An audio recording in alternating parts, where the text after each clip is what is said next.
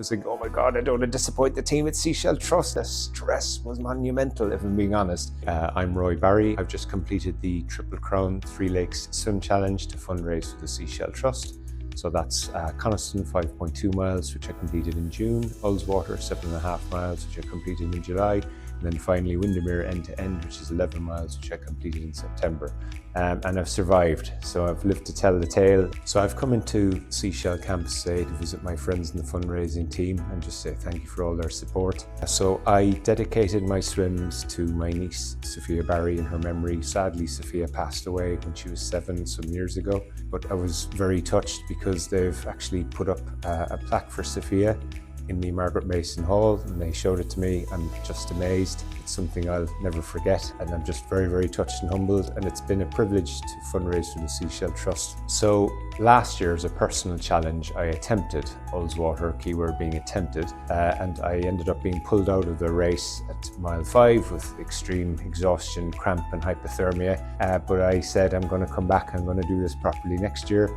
But of course, when I got to the point in the lake where I was pulled out last year and I saw the shoreline, I thought, I'm having you, you lake.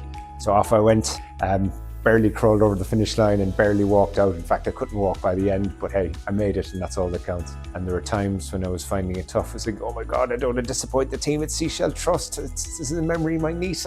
Sophia's watching. I can't let anyone down. The stress was monumental, if I'm being honest.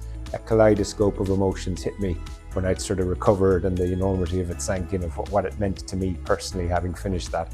And I walked out of Windermere under my own power, which I was delighted with, after 11 miles done in 5 hours 40 minutes. It was unlike anything I've ever felt, really. And the three of them together, I thought, why do it by halves? It needs to be a sufficiently enormous challenge to warrant fundraising for the Seashell Trust. But having finished it, the relief is overwhelming. It's a bucket list thing ticked off. It's been a brilliant, amazing journey. But looking back now, I think it was someone else who did it. I don't know how I swam those lakes. I don't know how I fitted in the training time.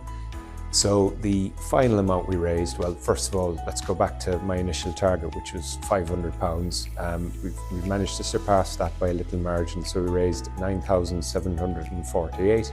But I just want to say a massive, massive thank you from the bottom of my heart to everybody who's sponsored.